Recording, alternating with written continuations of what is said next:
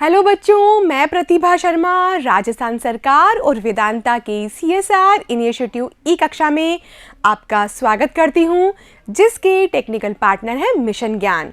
बच्चों, आज हम नया चैप्टर शुरू करने वाले हैं और वो है 9th चैप्टर, जिसका नाम है द्वितीयक व्यवसाय।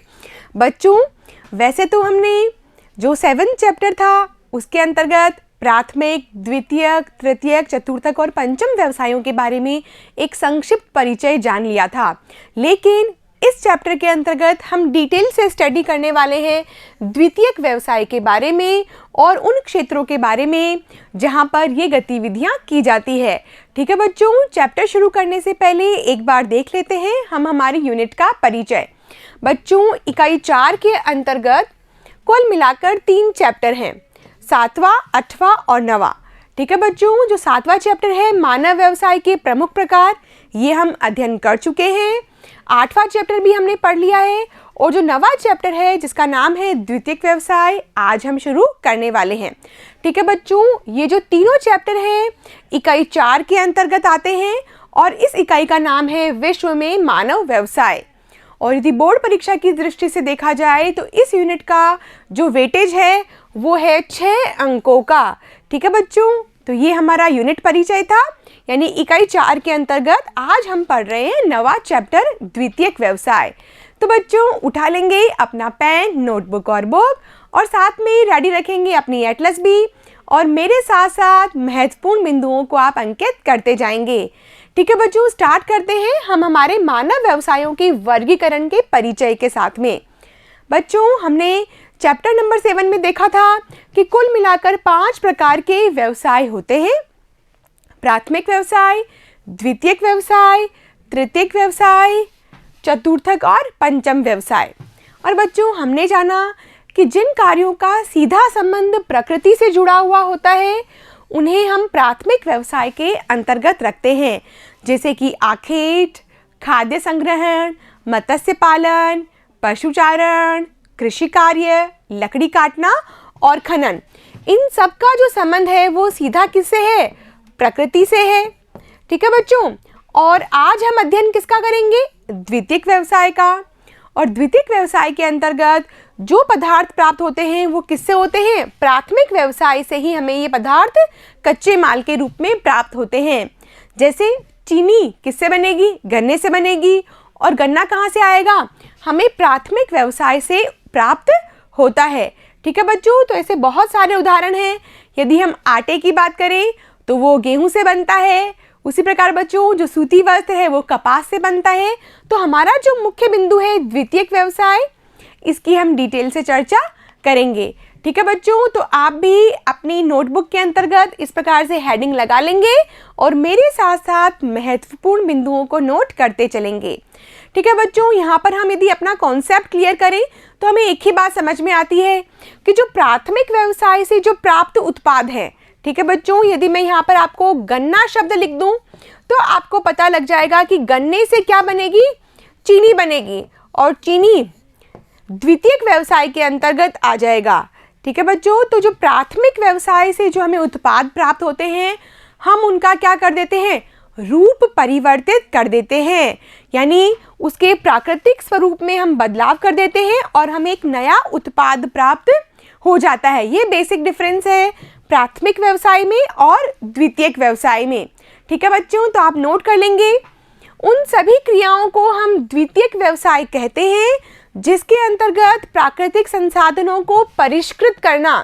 ठीक है बच्चों, हम क्या करते हैं? हम रिफाइन कर देते हैं, उनका रूप बदल देते हैं और जीवन यापन के लिए अधिक उपयोगी बनाने संबंधी जो क्रियाएं होती है वो किसके अंतर्गत आएगी? द्वितीयक व्यवसाय के अंतर्गत आती है।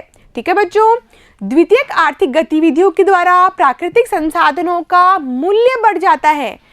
यदि हम मार्केट में जाएं और गन्ना खरीदें तो हमें मालूम चल जाएगा कि गन्ने की कीमत कम है जबकि चीनी की कीमत ज़्यादा है। उसी प्रकार बच्चों, कपास की कीमत कम है और सूती वस्त्र की कीमत ज़्यादा है। ऐसा क्यों? क्योंकि हमने क्या किया? प्राथमिक व्यवसाय से द्वितीयक व्यवसाय में वस्तु का जो है वो रूप बदल दिया है, और इस रूप बदलने की क्रिया में हमने क्या किया? उसका मूल्य भी बढ़ा दिया है, उस पर संसाधनों की भी खर्चा हुआ है, इसीलिए जब रूप परिवर्तन हुआ है तो उसका मूल्य भी बढ़ जाता है। ठीक है बच्चों, और वो अधिक उपयोगी बन जाता है। तो आप लिख लेंगे बच्चों अपनी नोटबुक के अंतर्गत इस प्रकार से कि उन सभी क्रियाओं को हम द्वितीयक व्यवसाय कहते हैं जिनके अंतर्गत प्राकृतिक संसाधनों को परिष्कृत करना, उनका रूप बदलना, जीवन यापन के लिए अधिक उपयोगी बनाने संबंधी क्रियाएं संपन्न होती है। ठीक है बच्चों, और द्वितीयक आर्थिक गतिविधियों के द्वारा जो प्राकृतिक संसाधन होते हैं उनका मूल्य बढ़ जाता है। बच्चों, यदि हम बात करें द्वितीयक व्यवसाय के अंतर्गत कौन कौन से उद्योग आते हैं, तो एक बहुत लंबी लिस्ट है। द्वितीयक व्यवसाय के अंतर्गत बहुत सारे उद्योगों का नाम आता है। यदि हम स्टार्ट करें सबसे पहले तो हम देख सकते हैं कि जो बड़े भारी उद्योग होते हैं उन्हें हम कहते हैं इंजीनियरिंग उद्योग। इसके अंतर्गत बड़ी बड़ी मशीनें बनाई जाती है, भारी भारी मशीनें बनाई जाती है जो दूसरे उद्योगों के लिए भी बहुत उपयोगी होती है। इन उद्योगों को हम कहते हैं इंजीनियरिंग उद्योग। ठीक है बच्चों, उसी प्रकार यदि हम बात करें निर्माण उद्योग की, वैसे तो सारे ही द्वितीयक व्यवसाय के अंतर्गत आने वाले उद्योग क्या होते हैं, निर्माण उद्योग होते हैं, क्योंकि किसी न किसी वस्तु का उत्पादन होता है। ठीक है बच्चों, आगे बढ़े और हम देखेंगे इलेक्ट्रॉनिक उद्योगों को। आप अपने घर में television, computers, refrigerator, washing machine सभी इस्तेमाल में करते हैं। इन सब का जो कैटेगरी है वो किस में आता है बच्चों, इलेक्ट्रॉनिक उद्योग के अंतर्गत आता है। आगे बढ़े और देखेंगे केमिकल इंडस्ट्री यानी कि रासायनिक उद्योग। बड़ी बड़ी केमिकल इंडस्ट्रीज होती है जो केमिकल्स को बिल्कुल रिफाइंड कर देती है और हमारे लिए उपयोगी बनाती है। ये भी किसका उदाहरण है, द्वितीयक व्यवसाय का उदाहरण है। आगे बढ़े बच्चों, ये देखिए शक्ति उद्योग यानी कि जिसमें पावर का प्रोडक्शन होता है, विद्युत का प्रोडक्शन होता है, वो किसके अंतर्गत आएंगे, शक्ति उद्योग के अंतर्गत आते हैं। ये देखिए बच्चों वस्त्र उद्योग जो कि द्वितीयक व्यवसाय की पहचान भी है। वस्त्र उद्योग में सबसे इम्पॉर्टेंट है सूती वस्त्र उद्योग, और सूती वस्त्र उद्योग के लिए हमें माल कच्चा जो प्राप्त होता है वो है कपास, और हम यहाँ पर देख सकते हैं कि जो वस्त्र उद्योग है वो भी द्वितीयक व्यवसाय के अंतर्गत हम शामिल करते हैं। इसी प्रकार बच्चों जो खाने पीने की वस्तुएं हैं यानी कि भोजन एवं पेय पदार्थ उद्योग, वो भी द्वितीयक व्यवसाय का ही भाग होता है। आगे बढ़े बच्चों और देखेंगे धातु कर्म उद्योग। बड़े बड़े जो टीएमटीज हैं, सरिये होते हैं जो भवन निर्माण में काम आते हैं, सड़क निर्माण में काम आते हैं, बड़े बड़े पुल बनाए जाते हैं। ठीक है बच्चों, वो भी द्वितीयक व्यवसाय के अंतर्गत ही हम शामिल करते हैं। इसके अलावा प्लास्टिक उद्योग, प्लास्टिक उद्योग के अंतर्गत आप ना जाने कितने नामों की लिस्ट बना सकते हैं, वो भी द्वितीयक व्यवसाय का भाग होता है। इसी प्रकार बच्चों परिवहन और संचार उद्योग के अंतर्गत जो मटेरियल यानी जो कि प्रोडक्शन होता है वो किसका होगा, द्वितीयक व्यवसाय के अंतर्गत आएगा, और हम इसे कहेंगे परिवहन और संचार उद्योग। हम यहाँ पर देख सकते हैं कि इस कंपनी के अंतर्गत क्या बन रही है, कारें बन रही है। ठीक है, आगे बढ़ें और देखेंगे हम द्वितीयक व्यवसायों की 10 मुख्य समूह को, और हमने 10 मुख्य समूह यहाँ पर बना रखे हैं। हमने इन सब उद्योगों की पिक्चर्स भी अभी देखी थी। ठीक है बच्चों, तो द्वितीयक व्यवसाय का मुख्य कॉन्सेप्ट क्या है कि जो उत्पाद हमें प्राथमिक व्यवसाय से प्राप्त होते हैं उनका हम रूप बदल देते हैं, उनको परिष्कृत कर देते हैं, और इसी प्रक्रिया के दौरान उनका मूल्य बढ़ जाता है। जैसे बच्चों धरातल से हमें खनिजों की प्राप्ति होती है। ठीक है, यदि मैं बात करूं कच्चे लोहे की, कच्चा लोहा, कोयला, मैग्नीज, ये सब मिलकर क्या बना देंगे, लोहा इस्पात बना देंगे और उसका मूल्य बढ़ जाएगा। ठीक है बच्चों, तो बेसिकली बात यह है कि द्वितीयक व्यवसाय के अंतर्गत हम प्राथमिक व्यवसाय से वस्तुएं प्राप्त करते हैं, उनका मूल्य बढ़ जाता है क्योंकि उनका रूप बदल जाता है। और यहाँ पर हमने 10 समूह बनाए हुए हैं अलग अलग उद्योगों के। तो बच्चों आपको जहाँ कहीं लगता है आप वीडियो को पॉज कर लेंगे और अपने नोट्स बना लेंगे। हम यहाँ पर नोट करेंगे। सबसे पहले हम बात करते हैं इंजीनियरिंग उद्योग की, निर्माण उद्योग की, इलेक्ट्रॉनिक उद्योग, रासायनिक उद्योग, शक्ति उद्योग, वस्त्र उद्योग, भोजन व पेय पदार्थ उद्योग, धातु कर्म उद्योग, प्लास्टिक उद्योग और परिवहन व संचार उद्योग। ठीक है बच्चों, तो ये द्वितीयक व्यवसाय के उदाहरण हैं। यहाँ पर हमने 10 कैटेगरीज बना ली है कि ये सब उद्योग द्वितीयक व्यवसाय के अंतर्गत हम शामिल करते हैं। तो बच्चों ये प्रमुख 10 उद्योग हैं और इसमें से हम कुछ प्रमुख उद्योगों के बारे में भी जानकारी प्राप्त करेंगे, लेकिन पहले हम इसका परिचय प्राप्त कर लेते हैं। देखते हैं विनिर्माण उद्योग। बच्चों विनिर्माण में जो वी शब्द है इसका एक विशेष अर्थ है। देखिए बच्चों, यदि मैं इसे तोड़ दूं शब्द को तो हमारे पास में 2 शब्द मिलकर आएंगे, वी और निर्माण। यदि हम चीनी की बात करें तो चीनी हमें किससे प्राप्त होती है? चीनी हमें गन्ने से प्राप्त होती है। ठीक है बच्चों, और गन्ना हमें किससे मिलता है? गन्ना हमें प्रकृति से मिल रहा है, यानी कि प्रकृति ने निर्माण कार्य किया किसका? गन्ने का, और हमने क्या बना दी? चीनी बना दी, यानी कि उसका विनिर्माण कर दिया, उसका रूप बदल दिया। ठीक है बच्चों, तो द्वितीयक व्यवसाय और विनिर्माण आपस में पर्यायवाची शब्द हैं और आपको बिल्कुल कंफ्यूज नहीं होना है। आगे बढ़ते हैं बच्चों और लिखेंगे हम, विनिर्माण उद्योग का अर्थ है प्राथमिक उत्पादन से प्राप्त कच्ची सामग्री जैसे कि गन्ना, कपास इत्यादि को शारीरिक अथवा यांत्रिक शक्ति के द्वारा परिचालित औजारों की सहायता से, बच्चों आप यहाँ पे सहायता लिख लेंगे, इसको सहायता से पूर्व निर्धारित एवं नियंत्रित प्रक्रिया के द्वारा किसी इच्छित रूप, आकार या विशेष गुणधर्म वाली वस्तुओं में बदलना है। ठीक है बच्चों, हम क्या कर रहे हैं? कच्चे माल को ले रहे हैं और उसका रूप बदल रहे हैं, एक प्रक्रिया के अंतर्गत उसको शामिल करते हैं और उससे उसका रूप बदल जाता है। हम यहाँ पर एक लिस्ट देख सकते हैं कि किस प्रकार लोह अयस्क से, जो कि वस्तु का प्राकृतिक रूप है, लोह अयस्क क्या है? वस्तु का प्राकृतिक रूप है, और हम वस्तु को परिष्कृत करके क्या बना देते हैं? लोह इस्पात बना देते हैं। इसी प्रकार बच्चों गेहूं से हम आटा बना देते हैं, कपास से सूती वस्त्र बना देते हैं, गन्ने से चीनी बना देते हैं और लकड़ी से फर्नीचर और कागज बना देते हैं।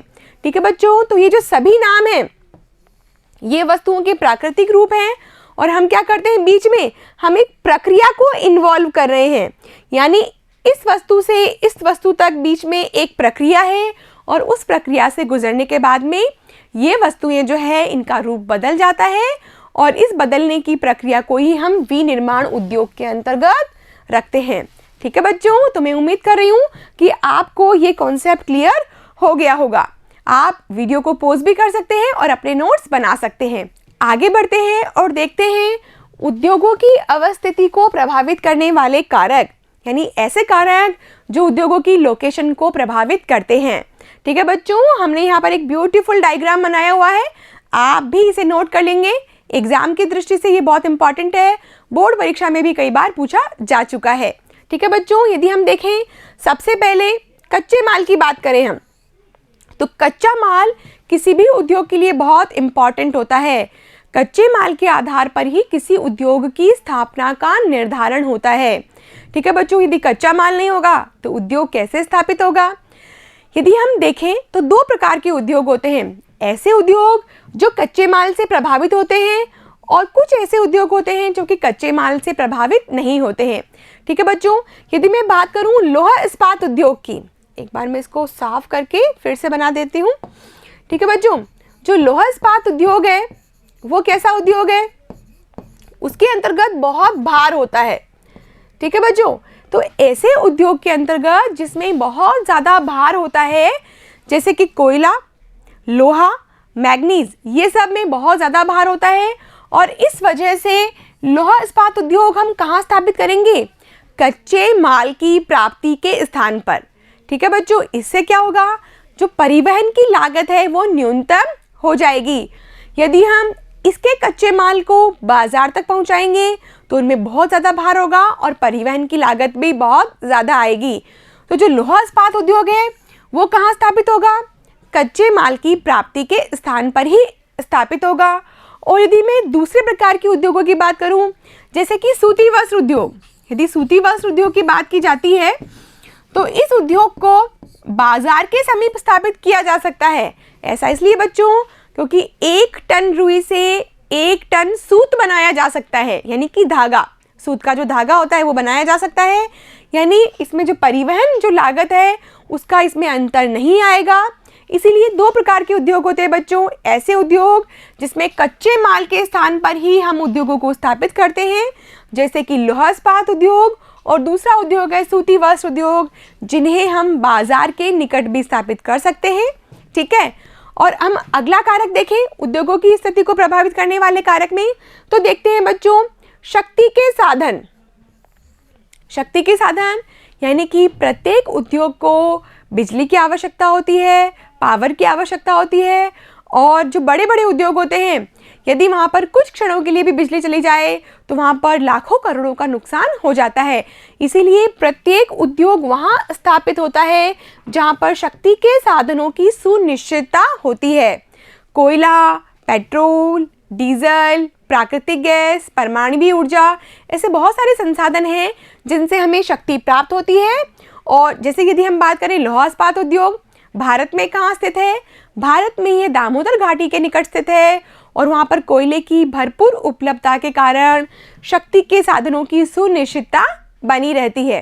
ठीक है बच्चों, तो किसी भी इंडस्ट्री को डेवलप करने के लिए हमें क्या चाहिए होता है? हमें चाहिए शक्ति के साधन और उनकी सुनिश्चितता। ठीक है बच्चों, आगे बढ़ें और देखें हम तीसरा कारक परिवहन व संचार। बच्चों किसी भी उद्योग के लिए कच्चे माल का मंगाना भी बहुत ज़रूरी है और निर्मित माल का भेजना भी बहुत ज़रूरी है। ठीक है बच्चों, तो किसी भी उद्योग के लिए परिवहन और संचार की सुनिश्चितता स्थापित की जाती है। पहले ये देख लिया जाता है कि यदि उद्योगों की स्थापना किसी भी क्षेत्र में की जा रही है तो क्या वहाँ पर पर्याप्त परिवहन के साधन उपलब्ध है, क्या वहाँ पर कच्चा माल मंगाया जा सकता है, क्या वहाँ से निर्मित माल को बाजार तक भेजा जा सकता है। इसीलिए बच्चों ये देख लिया जाता है कि परिवहन व संचार के साधन उपलब्ध हैं या नहीं है। आगे बढ़ें और देखेंगे अगला कारक और वो है चौथा बाजार। बच्चों निर्मित माल को कहाँ भेजा जाएगा? बाजार में भेजा जाएगा, और जब बाजार में उसकी खपत हो जाएगी तो फिर से नया माल उत्पादित किया जाएगा। इसीलिए उद्योग उन क्षेत्रों में लगाए जाते हैं जहाँ पर निर्मित माल की खपत हो सके। एक बड़े बाजार को दृष्टिगत रखते हुए उद्योगों की स्थापना की जाती है। ठीक है, अगला कारक देखते हैं कुशल श्रमिक। बच्चों वैसे तो आज का युग कंप्यूटर का युग है, लेकिन फिर भी कुशल श्रमिकों की जो आवश्यकता है वो हमेशा आने वाले युगों में भी बनी रहेगी।